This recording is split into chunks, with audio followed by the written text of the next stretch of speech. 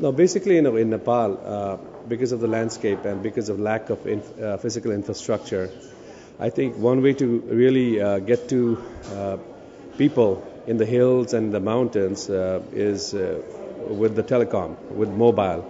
So basically, the mobile user rate is growing at 30-40% in the country. And we thought, as Kumari Bank, we wanted to be the first ones to launch mobile wallet concept in Nepal, so that we could focus on the 70% of people who really don't have any banking or financial access. So we launched this product about not even a year ago, about 10 months ago, and we're going slow and steady because, one of the toughest challenges in this is really it's a disruptive technology. So basically what you're looking at is changing the mindset of people using mobile as money, as wallets. And but we are very confident that in the future, in the very short future, I think we will prevail and be successful.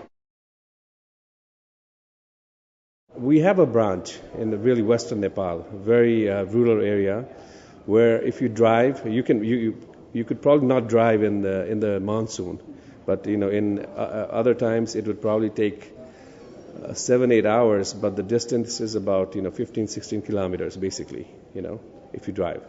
So we have a branch there, and basically there are people around that area who have their children studying in Kathmandu. Now, in order to send their money, either they go to the bank, okay, and there really isn't another possibility. I mean, they could send a draft or something, and they're not that techno savvy, but they're definitely mobile savvy. They know if there's money, people know how to use their mobile. So what they do is they come to the branch, charge in the sense, get some cash on their account, or account meaning the mobile account, the virtual account. They go back to their villages, and whenever they talk to their son, whenever their son or children need money in Kathmandu, they can just send it, through the mobile.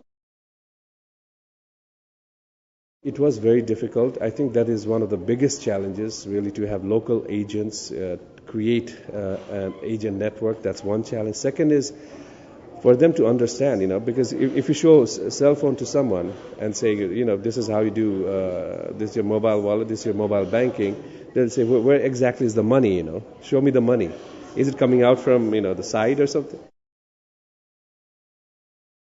We have tie-ups with the two major telecoms in Nepal, the Nepal Telecom and the Ncell. They make up 95% of the market in the country. And our technology partners are Leapfrog Technology. They're based out of Boston. So what we did was, rather than really looking at software that were already present, Kumari Bank and Leapfrog, we got together and we started from ground zero, from scratch, and came up with the software. What we have figured out is that there are ways to really secure it. For example, first of all, there's a password you need. There is a transaction code you need. And third, if there's repeated sort of sort of transactions, then actually it asks you, the software really asks you. I'm not a software maker, but to my knowledge, is it as secure or even more secure than the transaction that goes on right now?